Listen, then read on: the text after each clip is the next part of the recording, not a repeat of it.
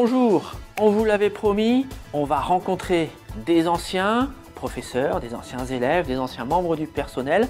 Aujourd'hui, on va commencer avec un futur ancien. Il s'agit de Bertrand Delraux, l'actuel principal du collège de l'Ostrevent. Il va nous raconter un peu son parcours et puis les spécificités de son métier. Sans plus attendre, on y va. Monsieur Delraux, bonjour. Bonjour. Alors, vous êtes le principal actuel du collège de l'Ostrevent. Je pense avoir compris que ce n'est pas votre premier poste. Racontez-nous un peu votre parcours. Effectivement, ce n'est pas mon premier poste, non, ce serait plutôt le dernier, on va dire, au niveau de la carrière. Mais alors le parcours, il est assez long, il était plus ou moins atypique. Je suis de la dernière cohorte ou des dernières cohortes des instituteurs de l'éducation nationale qui sont passés par l'école normale. Instituteur, puis directeur d'école au bout de quelques années. J'ai passé les examens internes, enfin les concours internes pour devenir conseiller pédagogique en éducation musicale particulièrement, parce que la musique était vraiment une partie de ma vie également. Pendant une dizaine d'années où j'ai travaillé sur l'île, tout l'ensemble de la métropole.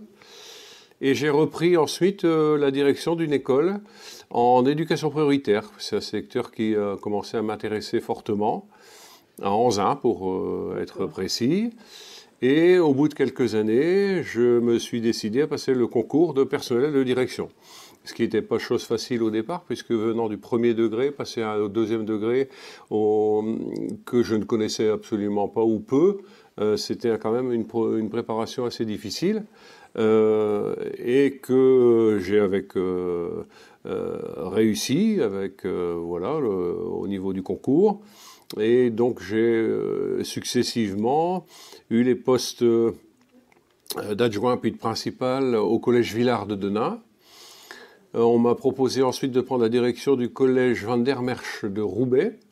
Et là, je passais en éducation prioritaire qu'on appelle maintenant les REP+, sur la région. Je suis revenu il y a maintenant presque 10 ans à Somain, au collège Victor Hugo. Et puis, c'est ma 3e année ici, depuis septembre 2018, où je suis donc installé dans les fonctions principales au collège de l'Ostrevent de Bouchain. D'accord. Et qu'est-ce qui vous a justement donné envie de devenir principal de collège ?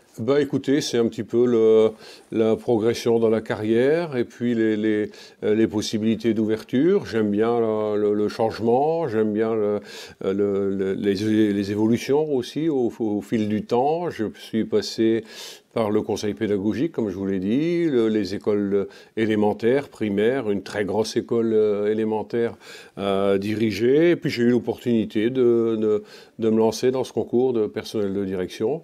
Que je conseille d'ailleurs, parce que c'est un beau métier, une belle mission, une belle fonction, et donc il m'a attiré tout de suite, et comme j'ai eu le concours très rapidement, donc je me suis installé dans la fonction depuis donc maintenant une petite vingtaine d'années. D'accord. Et qu'est-ce qu'il faudrait maintenant pour devenir principal ? Il faut des diplômes, des examens particuliers Il faut une certaine expérience, donc on ne peut pas être principal d'un collège ou un principal adjoint, évidemment, quand on a fait une seule année de titularisation en tant que professeur ou professeur des écoles. Donc il faut quelques années. Il faut s'y préparer, parce que c'est un concours national, avec en moyenne 600 lauréats par année, globalement, mais sur l'ensemble de la France, métropole et outre-mer. Donc, avec actuellement un dossier à préparer, ce qui est loin d'être facile, ça paraît peut-être un peu aisé, mais il faut quand même que ce dossier soit vraiment préparé avec beaucoup de travail à l'appui, et puis se présenter à un oral à Paris, généralement, dans la région parisienne, devant des collègues principaux, proviseurs, inspecteurs généraux, etc. Et répondre à une problématique et répondre aussi à des questions en tous azimuts.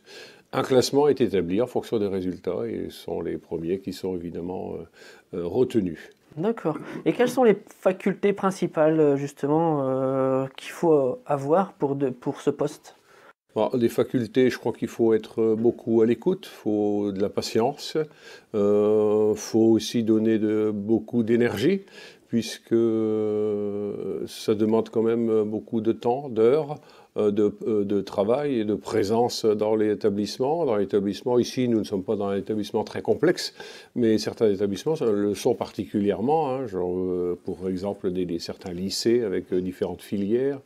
Donc un engagement personnel et puis de la mobilité aussi, parce que l'institution demande à ce qu'on soit relativement mobile. On ne peut pas rester trop d'années sur le même poste, il faut absolument que l'on change de poste. Être à l'écoute, comme je vous disais, être vigilant dans tout ce qui concerne les ressources humaines, hein, le relationnel, c'est très important. C'est pas toujours facile parce que on a à travailler avec beaucoup de corps de métier. Hein. Les personnels sont différents en restauration, en service général, les parents d'élèves, les élèves, la vie scolaire, les professeurs, les enseignants, l'administration, et puis notre hiérarchie. Alors tout cela, c'est des contacts à gérer au quotidien avec différentes problématiques qui arrivent tous les jours sur différents problèmes qu'il faut résoudre.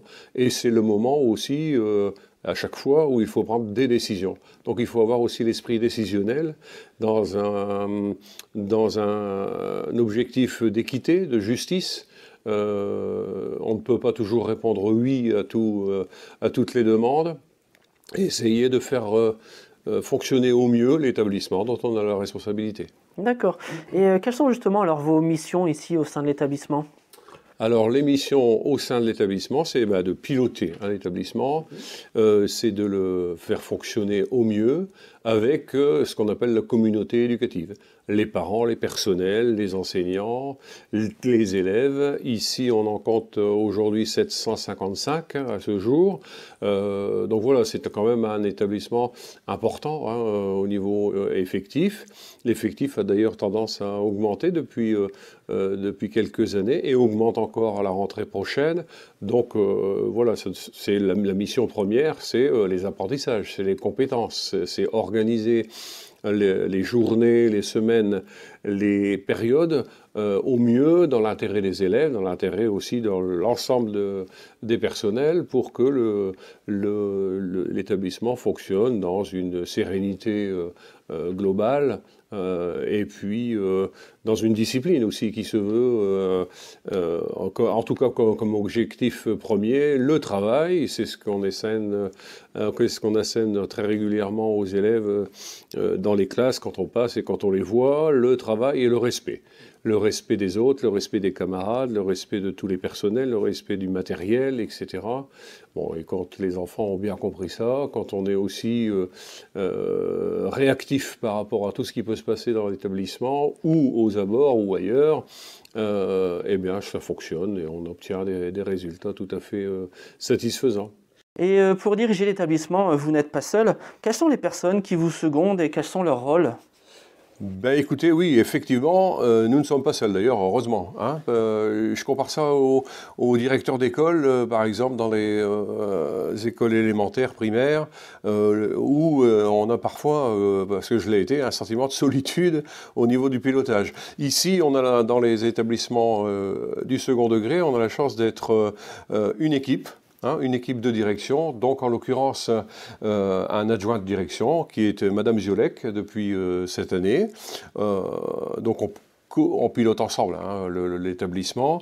L'équipe de direction est renforcée également par une gestionnaire qui s'occupe, comme le nom l'indique, hein, de tout ce qui est intendance. Et puis ici nous avons la chance d'avoir un dispositif SECPA, donc des classes spécialisées pour des élèves à besoins particuliers, donc dirigées aussi par un directeur de SECPA. Donc tout ça complétant l'équipe, des personnels de vie scolaire, des CPE, et puis une équipe administrative, secrétaire de direction, secrétaire d'intendance, etc. Enfin, toute une équipe, tout un ensemble de personnels qui permettent justement un bon pilotage de l'établissement. D'accord. Et monsieur, le responsable de SECPA, il a le même rôle que vous ici au collège ou c'est différent? Ben, c'est-à-dire qu'en fait, il a la responsabilité des classes de SECPA, hein, et puis nous, ce qu'on essaye, c'est évidemment de ne faire qu'un établissement, c'est-à-dire qu'il n'y ait pas des classes séparées des classes dites ordinaires de l'établissement, d'où l'intérêt de bien travailler ensemble. On a une très bonne équipe d'enseignants de SECPA, donc on collabore, et les enfants sont totalement intégrés à l'ensemble de l'effectif. Donc il n'y a aucun souci à ce niveau-là, d'où l'intérêt aussi de travailler vraiment ensemble. D'accord. Ça fait maintenant 3 ans que vous êtes arrivé. Est-ce que vous vous souvenez les premières impressions que vous avez eues quand vous êtes arrivé ici? Bah déjà, il a fallu trouver l'établissement, c'était pas évident, parce que, comme vous le disiez dans un petit journal, il était complètement à l'époque, enfin pas il y a 3 ans évidemment, mais complètement à l'écart du centre de la ville, de Bouchain. Mais ensuite, c'est surtout le plaisir de découvrir l'établissement en lui-même et son décor, enfin l'entourage, la verdure, enfin le paysage autour, les cours de récréation, arborés, on n'est pas loin de l'ESCO, on n'est pas loin on est dans une belle cité aussi, hein, assez récente. Grosso modo, on ne gêne personne, hein, par rapport au voisinage, on est vraiment une entité. Et puis le fait aussi de découvrir un établissement rénové depuis une bonne dizaine d'années maintenant, hein, donc qui a été rénové globalement d'une manière assez satisfaisante, hein, donc qui permet de travailler dans de bonnes conditions. Donc pour moi, c'était vraiment important, en tout cas ce qui concerne le décor et puis l'établissement en lui-même. Et justement, qu'est-ce qui fait un peu la particularité du collège ici par rapport à tous les autres établissements où vous êtes passés? Alors, j'étais depuis longue date, hein, depuis 25 ans à peu près, en éducation prioritaire, jusqu'au collège de Sommin. Donc j'avais l'habitude de ces établissements à public un peu particulier, à besoins particuliers, aussi avec des effectifs un peu moindres, avec des effectifs par classe nettement moins, et aussi une nécessité dans ces établissements d'être vraiment sur le terrain. Et donc j'ai gardé cette habitude, et voilà, que je garderai jusqu'au bout maintenant, c'est d'être particulièrement sur le terrain, parce que j'aime ça, hein. J'aime être en contact avec les élèves, avec les professeurs, avec l'ensemble des personnels, dans la cour, au service restauration. Donc on n'est plus ici à Bouchain dans une zone d'éducation prioritaire, hein. Et puis par contre, par rapport aux autres établissements aussi, on est plus dans la ruralité, avec des Bouchains bien entendu intramuros, puis 9-10 communes qui gravitent autour de l'établissement et qui nous forment l'effectif global. Donc une très grande variété de provenance et puis une diversité au niveau des élèves. On a aussi, dans la mesure où on n'est pas dans l'éducation prioritaire, un effectif important. Un effectif aussi important par classe, donc une charge, une responsabilité, une organisation qu'il faut trouver différente, hein, et des propositions qu'il faut aussi aménager de manière un peu différente par rapport à l'éducation prioritaire, encore une fois. Et par contre, un public tout à fait agréable dans la grande majorité, avec les relations avec les familles qui sont tout à fait satisfaisantes et qui font aussi, qui nous donnent aussi un petit peu de la motivation pour continuer et avancer, hein, vraiment ensemble au sein de l'établissement. Et est-ce que vous pensez que tout ça, ça fait en sorte que tout le monde se sent bien au collège de l'Austrevan? J'ai entendu les élèves qui aiment bien leur collège, les professeurs qui aiment bien leur collège. Est-ce que vous pensez que c'est ce qui fait que tout le monde est bien ici? Écoutez, si tout le monde est bien, j'en suis ravi, hein, mais bon, c'est pas le fait d'une personne, évidemment, hein, vous vous en doutez bien, mais enfin, c'est en tout cas une atmosphère, hein, qu'il faut créer, c'est une ambiance, hein, qu'il faut essayer de générer, il faut encourager, être souvent positif, hein, par rapport aux propositions qui sont faites, Savoir accueillir aussi les élèves, les nouveaux élèves, accueillir les petits élèves de 6e, quand je dis petits, c'est pas péjoratif, mais enfin les plus jeunes, savoir accompagner ceux qui sont en 5e, 4e et les plus grands vers leur orientation. C'est aussi avoir des bons contacts avec l'ensemble des pédagogues, hein, de ceux qui enseignent, c'est important. Et puis d'être présent dans tout ce qui se fait au niveau des actions, des projets, de la liaison avec les écoles primaires qui sont très, très bonnes et très fructueuses, à part cette année qui est un petit peu particulière évidemment, comme chacun le sait, le travail qui se fait avec les collectivités, avec la collectivité territoriale, les mairies, hein, la mairie de Bouchain évidemment puisqu'elle est plus proche et plus importante, mais aussi toutes les mairies des villages environnants avec lesquels on a de très bons contacts. Et pour conclure, est-ce que vous avez un meilleur souvenir ou des meilleurs souvenirs depuis que vous êtes ici? Ah, c'est une question intéressante, hein. Un meilleur souvenir, ce serait difficile parce qu'il faudrait vraiment qu'il se détache des bons souvenirs.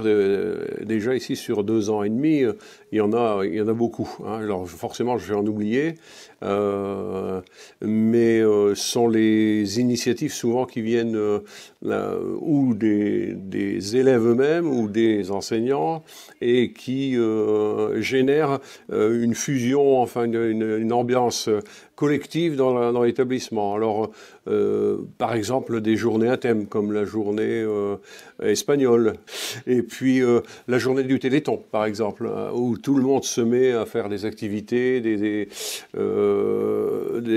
productions pour générer, il y a 2 ans, c'était 1 300 €, enfin sur une journée. Bon, ça, c'est des actions vraiment qui sont vraiment importantes. Le travail qui est fait avec les enfants du CVC, qui sont qui travaillent à la vie du collège, à l'ambiance du collège également.